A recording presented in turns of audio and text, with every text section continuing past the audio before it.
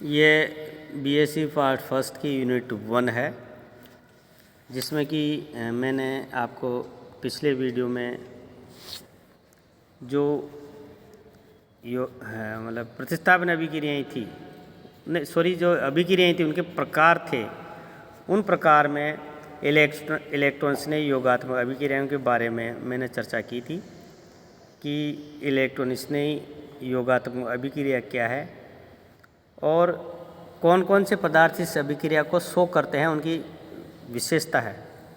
तो मैंने बताया था कि एडिशन ऑफ हेलोजन इसमें एक प्रमुख रिएक्शन है। तो ये दो प्रकार की अभिक्रिया हैं, हेलोजन का योग और हाइड्रोजन हैलाइडों का योग। तो इसका मैकेनिज्म जो है, इन दोनों ही हेलोजन का योग और हाइड्रोजन हैलाइडों के आधार पर इस अभिक्रिया को एक्सप्लेन कर सकते हैं। तो सबसे पहले लिखेंगे हम addition of halogen on alkene and alkyne.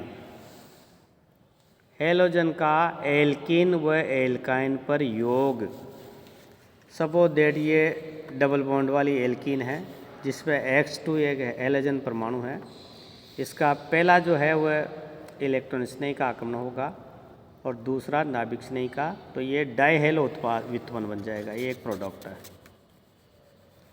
X2 की जगह अगर Br2 लेंगे तो सेम इसी तरह से ये प्रोडक्ट बन जाएगा, X की जगह Br2 लग जाएगा इधर।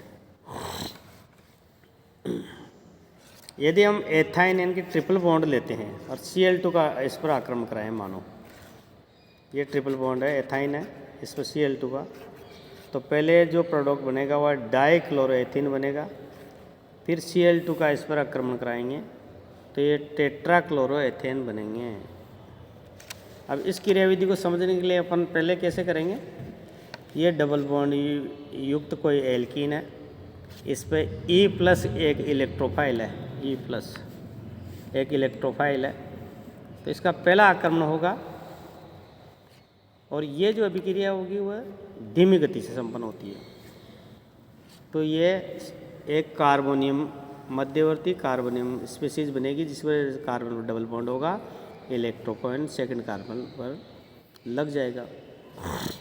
दूसरा स्टेप, जो मध्यवर्ती स्पीशीज है उस पर फिर द्वितीय का आक्रमण न्यूक्लियोफाइल का होगा, Nu-, लेकिन ये जो स्टेप होगा वो फास्ट होगा और फाइनल प्रोडक्ट जो होगा ये इस तरह का ये प्रोडक्ट बनेगा जो कि विपक्ष योग कहलाता है। इसमें न्यूक्लियोफाइल और इलेक्ट्रोफाइल आपस में अपोजिट जुड़ेंगे, इसलिए इसको ट्रांस एडिशन भी कहते हैं। तो ये मैकेनिज्म था addition of halogen on the alkene और एल्काइन। इसी तरह इस अभिक्रिया का दूसरा एग्जाम्पल था हाइड्रोजन हैलाइडों का योग, addition of hydrogen halide on alkene and alkyne.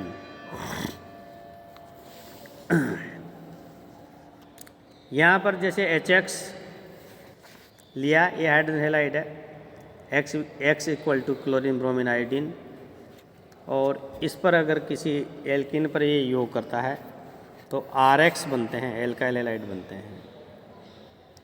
जैसे ये एथीन ली हमने H2C double bond CH2 HX, तो CH3 double bond CH2 Br, ethyl bromide बन गया। तो इस तरह से जो इसकी जो क्रियाविधि है उसके बारे में जानकारी लेंगे अपन। तो पहले स्टेप में क्या होता है, एक इलेक्ट्रॉन इसने आक्रमण करेगा इस डबल बॉन्ड पर, तो ये मध्यवर्ती कार्बोकेटाइन बनेगा, ये सेकंड H+, ये की धीमी गति से संपन्न होगा। अब इस मध्यवर्ती कार्बोकेटाइन पर फिर दूसरा अटैक न्यूक्लियोफाइल का होगा तो ये फाइनल प्रोडक्ट बन जाएगा, फाइनल प्रोडक्ट ये बन जाता है। तो ये इस तरह से हमारी जो टोटल रिएक्शन थी उन रिएक्शंस की हमने बारे में जानकारी हासिल की। और इसी तरह से एक और ऑर्गेनिक केमिस्ट्री में इम्पोर्टेंट नियम है जिसे मार्कोनी-काप का नियम भी कहते हैं। इसका ये भी बहुत इम्पोर्टेंट नियम है। पहले इसके अपन डेफिनेशन जानकारी चाहेंगे अपन। इस नियमानुसार जब हाइड्रोजन हैलाइड HX, अभी हमने जो मैकेनिज्म पढ़ा था, हाइड्रोजन हैलाइड HX का किसी असममित एल्किन पर योग होता है तो उसका ऋण विद्युत भाग उस कार्बन परमाणु के साथ जुड़ता है जिस पर जुड़े हुए हाइड्रोजन परमाणु की संख्या कम हो। इस नियम को बहुत समझना बहुत आवश्यक है। कोई भी हाइड्रोजन हैलाइड का योग उस असमित एल्कीन पर होता है तो उसका ऋण विद्युत भाग उस कार्बन परमाणु के साथ जुड़ता है जिस पर जुड़े हुए हाइड्रोजन परमाणु की संख्या पहले से कम हो। दूसरा, यदि एल्कीन सममित हो तब कार्बन कार्बन द्विबंध के किसी भी तरफ H जुड़े हो, किसी भी तरफ X जुड़े हो, उत्पाद एक ही बनेगा। ये ध्यान देने बात है। यदि एल्कीन सिमेट्रिकल है तो प्रोडक्ट एक ही बनेगा। जैसे हम यहाँ मान लेते हैं ये भी है H2CCHI इस पर HI का अटैक करा तो एथिल आयोडाइड बनेगा, एथिल आयोडाइड। अब इसका ये क्योंकि समित एल्कीन है, यहाँ पर ये H2 है तो ये प्रोडक्ट एक ही बनेगा क्योंकि ये सम्मित एल्कीन है। एथीन एक सम्मित एल्कीन है इसलिए प्रोडक्ट दोनों तरफ से एक ही प्रकार। जब एल्कीन असम्मित हो, एल्कीन असम्मित एल्कीन हो तब HX के योग मार्कानिकॉफ के नियम के अनुसार होगा। सिमेट्री तक तो कोई दिक्कत नहीं है, लेकिन अगर असिमेट्रिकल हो तब इसका योग होगा हाइड्रोजन हैलाइड का, वह मार्कानिकॉफ के नियम के अनुसार होगा। जैसे ये प्रोपीन है, अब प्रोपीन पर HI का योग होगा तो HI का योग होगा तो इसमें जो न्यूक्लियो पार्ट है जो ऋणात्मक भाग है जैसे आयोडाइड, इस एल्कीन के उस जगह पर जुड़ेगा जैसे बीच वाले कार्बन में जहाँ पर हाइड्रोजन परमाणु की संख्या कम है। इसलिए इस एल्कीन के जो बीच बीच का कार्बन है जहाँ पर I जुड़ेगा तो थ्रू 2-आइडोप्रोपेन this reaction proceed easily and give a product, क्योंकि ये मार्कोनिकॉफ के नियम के अनुसार कम हाइड्रोजन परमाणु के साथ जुड़ेगा।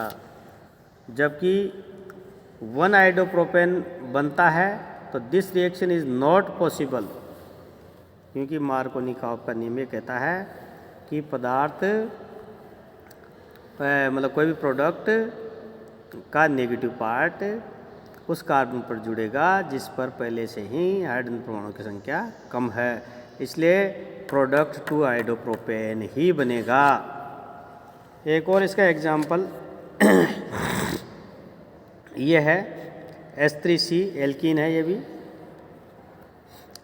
2-मेथिल प्रोपीन, इस पर HI का अटैक होगा तो I जो है वो कहाँ पर जुड़ेगी, इस कार्बन पर, यहाँ पर, इसलिए ये 2-आइडोप्रोपेन बनता है क्योंकि C पर हाइड्रोजन परमाणु की संख्या नहीं है। तो इस तरह से ये मार्कोनिकॉफ का नियम है।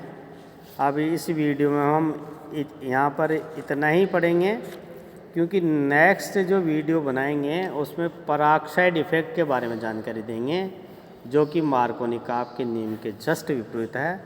यहाँ पर फिलहाल आप इसको एक्सरसाइज कर सकते हो और इससे संबंधित क्वेश्चन सिलेबस में देख करके हल कर सकते हो। कोई प्रॉब्लम हो तो आप लिख करके मुझे भी दे सकते हो। थैंक यू, धन्यवाद, थैंक यू।